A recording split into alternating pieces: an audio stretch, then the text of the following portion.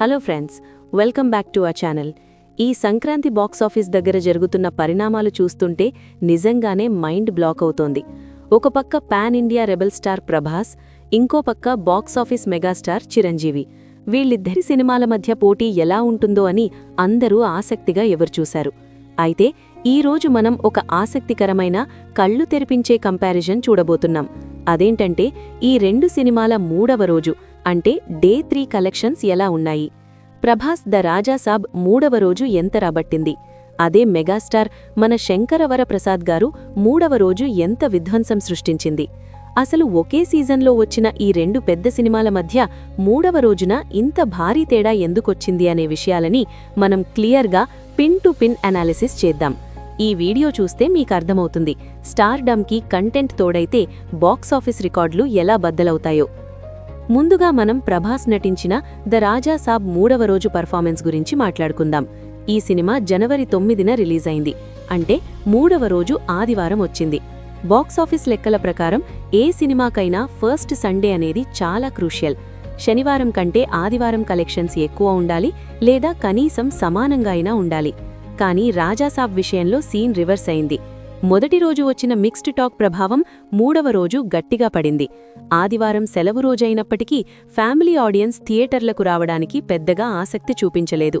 Trade వర్గాల సమాచారం ప్రకారం రాజాసాబ్ మూడవ రోజు ఇండియా వైడ్గా కేవలం 19 నుండి 20 కోట్ల నెట్ కలెక్షన్స్ మాత్రమే రాబట్టింది. ప్రభాస్ లాంటి స్టార్ హీరో సినిమాకి ఫస్ట్ వీకెండ్ ఆదివారం నాడు 20 కోట్లు రావడమనేది చాలా తక్కువ నంబర్. నైజాం, ఆంధ్రాలో చాలా చోట్ల ఆదివారం మధ్యాహ్నం సాయంత్రం షోలకి ఆక్యుపెన్సీ 50% పడిపోయింది. అంటే హాలిడే అడ్వాంటేజ్ని రాజాసాబ్ పూర్తిగా వాడుకోలేకపోయింది. ఇక ఇప్పుడు సీన్ కట్ చేస్తే మెగాస్టార్ చిరంజీవి గారి మన శంకరవరప్రసాద్ గారు మూడవ రోజు పరిస్థితిని చూద్దాం. ఈ సినిమా జనవరి 12న అంటే సోమవారం రిలీజ్ అయింది. అంటే ఈ సినిమాకి మూడవ రోజు ఈ రోజు అంటే బుధవారం, అంటే సాక్షాత్తు సంక్రాంతి పండగ రోజు. ఆదివారం సెలవు వేరు, సంక్రాంతి పండగ సెలవు వేరు. కానీ ఇక్కడ విషయం కేవలం సెలవు మాత్రమే కాదు, సినిమాకి వచ్చిన బ్లాక్ బస్టర్ టాక్. మూడవ రోజు మెగాస్టార్ సినిమా బాక్సాఫీస్ దగ్గర సృష్టించిన బీభత్సం మామూలుగా లేదు.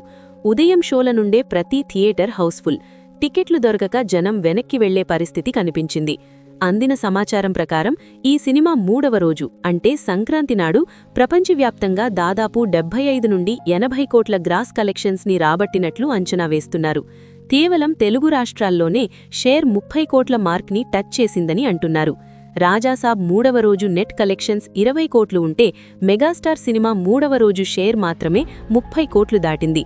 దీన్ని బట్టి డామినేషన్ ఏ రేంజ్లో ఉందో అర్థం చేసుకోవచ్చు. ఇప్పుడు ఈ రెండింటినీ డైరెక్ట్గా కంపేర్ చేద్దాం. రాజాసాబ్కి మూడవ రోజు ఆదివారం వచ్చింది, చిరు సినిమాకి సంక్రాంతి వచ్చింది. రెండూ సెలవు దినాలే. కానీ రాజాసాబ్ గ్రాఫ్ మూడవ రోజుకి కిందకి దిగజారితే మన శంకరవరప్రసాద్ గారు గ్రాఫ్ మూడవ రోజుకి పీక్స్కి వెళ్ళింది. రాజాసాబ్కి డే 1తో పోలిస్తే డే 3కి వచ్చేసరికి దాదాపు 60% పైగా డ్రాప్ కనిపించింది. ఇది చాలా డేంజర్ బెల్. కానీ చిరంజీవి సినిమాకి డే 1 అంటే 84 కోట్ల గ్రాస్తో పోలిస్తే డే 3 అంటే సుమారు 80 కోట్ల గ్రాస్కి వచ్చేసరికి డ్రాప్ అనేది దాదాపుగా లేదు. పైగా కొన్ని సెంటర్లలో డే 1 కంటే డే 3 కలెక్షన్స్ ఎక్కువగా ఉన్నాయి. దీన్నే లాంగ్ రన్ హోల్డ్ అంటారు. సినిమాకి స్ట్రాంగ్ లెగ్స్ ఉన్నాయని అర్థం. అసలు ఈ తేడా ఎందుకొచ్చింది? దీనికి ప్రధాన కారణం జానర్ మరియు ఆడియన్స్ రిసెప్షన్.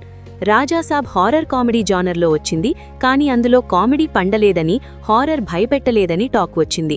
దాంతో డే 3కి వచ్చేసరికి న్యూట్రల్ ఆడియన్స్ పక్కచూపులు చూశారు. కానీ మన శంకరవరప్రసాద్ గారు పక్కా ఫ్యామిలీ ఎంటర్టైనర్.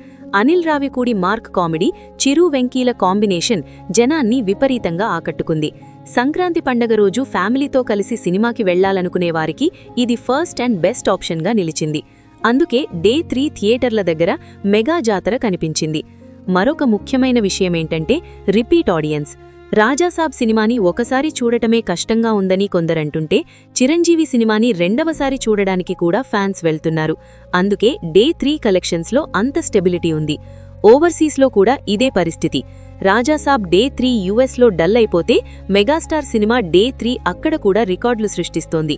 అక్కడ ఉన్న తెలుగువాళ్లు పండగ సెలబ్రేషన్స్లో భాగంగా ఈ సినిమాకే ఓటు వేస్తున్నారు. ట్రేడ్ విశ్లేషకుల అభిప్రాయం ప్రకారం రాజాసాబ్ 3వ రోజుతో తన రన్ని స్లో చేసేసుకుంది. ఇక కోలుకోవడం కష్టం. కానీ మన శంకరవర ప్రసాద్ గారు 3వ రోజు తన రన్ని మరింత స్పీడ్ పెంచింది. ఈ జోలు చూస్తుంటే ఫస్ట్ వీక్ పూర్తయ్యేసరికి నాన్ ఆర్ఆర్ఆర్ రికార్డులన్నీ బద్దలయ్యేలా ఉన్నాయి. రాజాసాబ్ నష్టాల నుండి బయటపడడానికి కష్టపడుతుంటే చిరంజీవి సినిమా లాభాల పంట పండిస్తోంది.